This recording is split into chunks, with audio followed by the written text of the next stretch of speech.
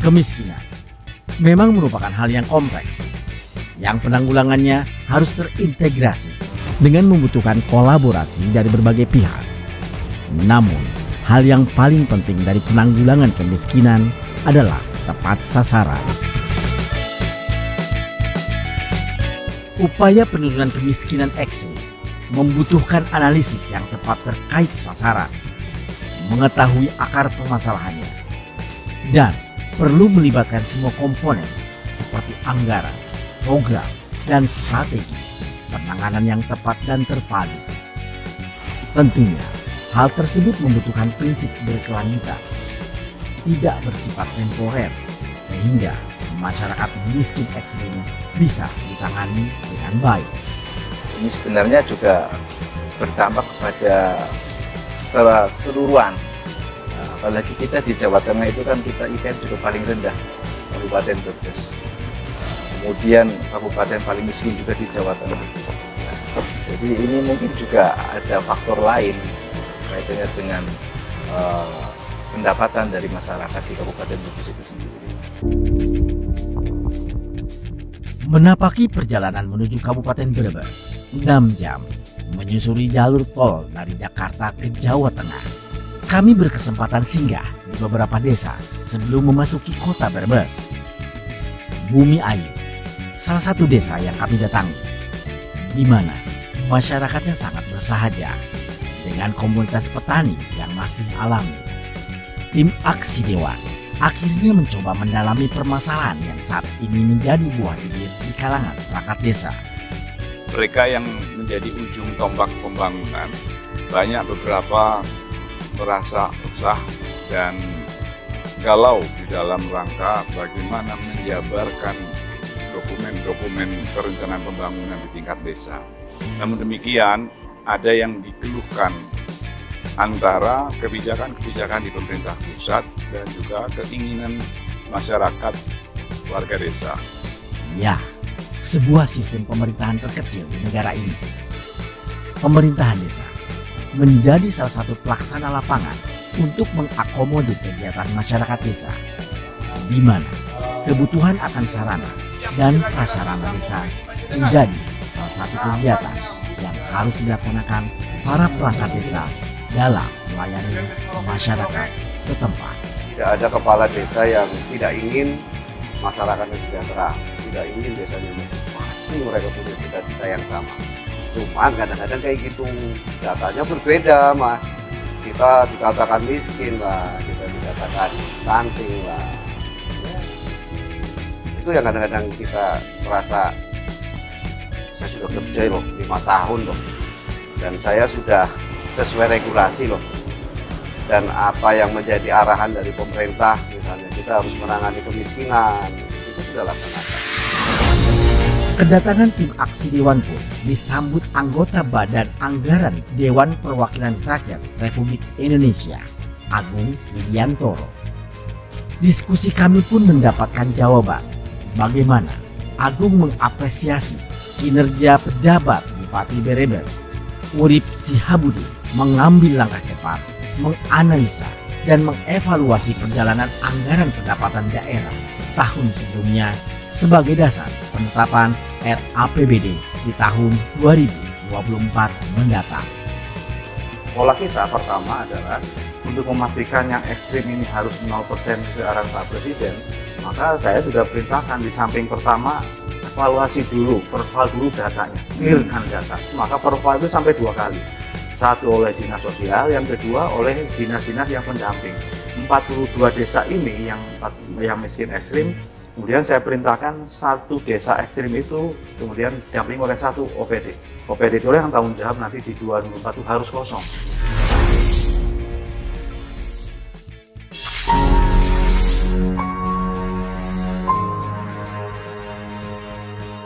Sebagai politisi senior Partai Golkar yang juga anggota Komisi 2 Dewan Perwakilan Rakyat Republik Indonesia ini, tim Aksi Dewan bersama-sama menyidak kerusakan infrastruktur jalan yang bisa jadi salah satu pemicu kondisi kemiskinan ekstrim yang disandang Kabupaten Brebes. Jalan kabupaten yang ada di Desa Kedung Muter rusak parah, Sampai-sampai ada kejadian warga mau melahirkan, saya bawa pakai mobil siaga aja, belum nyampe puskesmas sudah melahirkan di jalan. Jadi masih ada banyak jalan-jalan di desa yang memang perlu dibangun dan diperbaiki, utamanya dan utamakan jalan-jalan produksi yang menuju ke sawah, ke kebun itu yang didahulukan. Jalan-jalan yang kita akan tangani dari yang 40% yang rusak itu adalah jalan-jalan yang pertama yang merupakan poros untuk pertumbuhan ekonomi.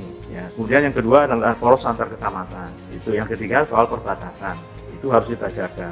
Dengan perhatian dari Mas Agung bisa merealisasikan jalan yang kurang lebih 4 kilo yang ada yang dulunya rusak parah, sekarang alhamdulillah sudah dibetonisasi semua. Kemudian yang berkaitan dengan kualitas hidup, banyak sekali.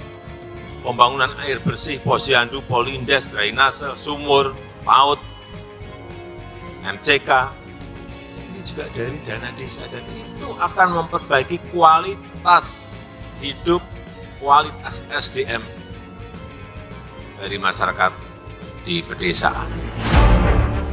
Beratnya melayani masyarakat desa yang kebanyakan petani dan sumber daya manusia dengan tingkat pendidikan minimal membuat para perangkat desa merasakan ketidakseimbangan antara ekonomi dan tugas mereka selama ini.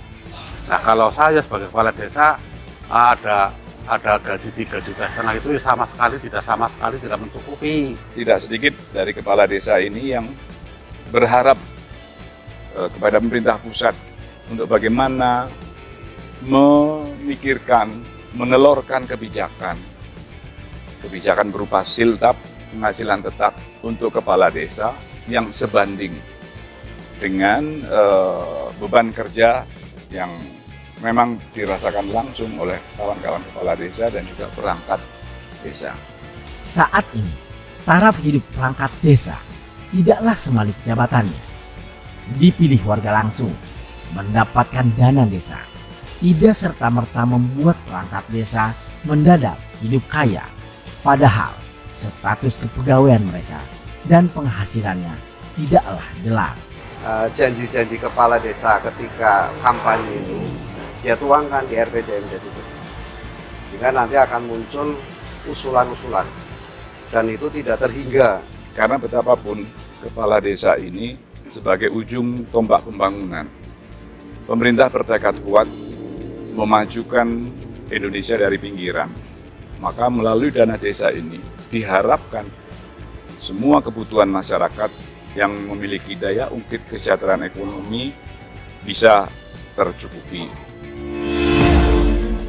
Hak akan kesejahteraan pemangku pelaksanaan pemerintahan desa akan menjadi salah satu upaya pemerataan kesejahteraan di desa. Janji-janji pemerintah untuk mensejahterakan pemerintahan desa menjadi momok tersendiri. Dan inilah yang membuat protes para kepala desa di Dewan Perwakilan Rakyat Republik Indonesia sebagai aspirasi suara rakyat. Tentunya untuk merevisi undang-undang itu kan harus melalui usulan, apakah dari DPR, apakah dari pemerintah. Nah, DPR sudah berinisiatif untuk mengusulkan revisi itu. Tinggal sekarang pemerintah, maka para kepala desa diminta untuk ke Kementerian Dalam Negeri tentunya ya untuk mengusulkan ini menjadi usulan kita bersama-sama. Jadi usul inisiatif DPR yang disambut usul dari pemerintah sehingga segera bisa kita bahas di sana. Karena memang apa yang diusulkan oleh para kepala desa adalah penting. Termasuk itu tadi moratorium, termasuk masa jabatan.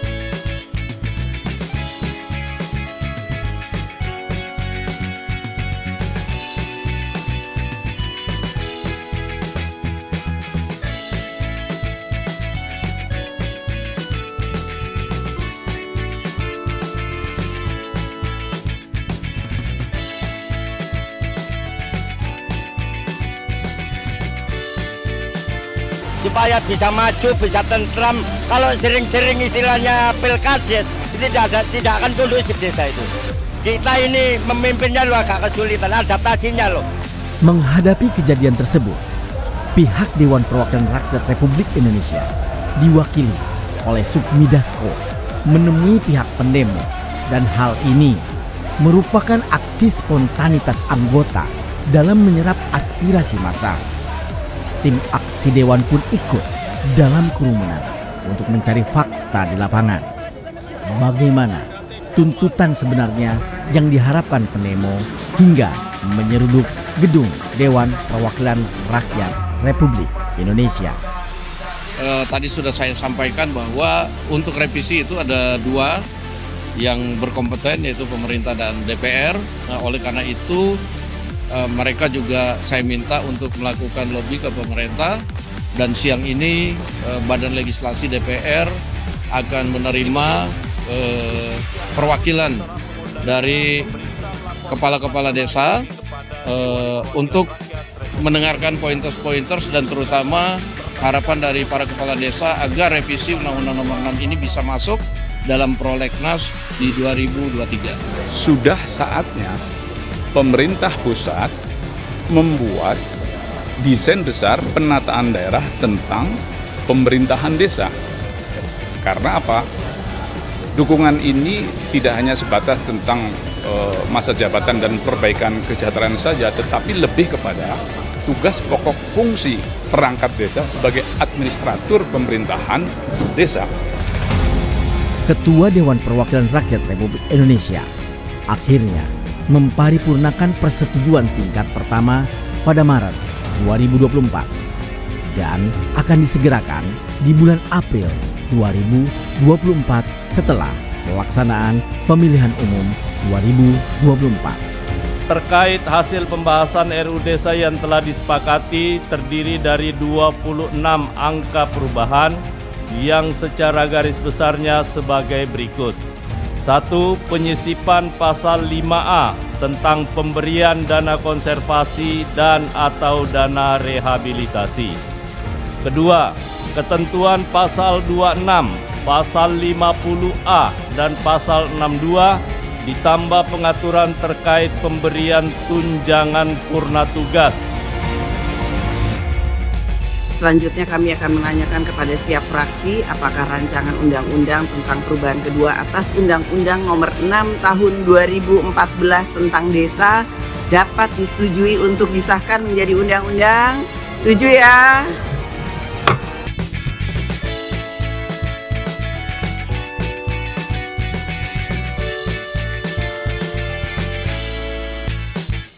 Ini sudah menjadi satu keputusan yang terbaik untuk semua ya, dan ini tentu saja sudah prosesnya sudah panjang ya, kita semua juga udah tahu, udah melibatkan semua pihak, prosesnya juga sudah melibatkan banyak masukan dan proses dinamika di lapangan juga banyak sekali, dan ini yang terbaik insya Allah ke depan dan bisa berguna bagi desa, bukan hanya perangkat desanya tapi juga bagi kesejahteraan desanya.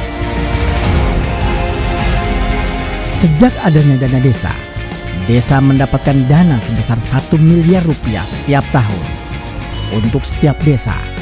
Dengan dana ini, desa ada harapan pembangunan akan dapat dibangun dari tingkat desa sehingga pembangunan benar-benar menyentuh masyarakat akar rumput. Baik dari sisi ekonomi, desa dapat menjadi maju dan berkembang.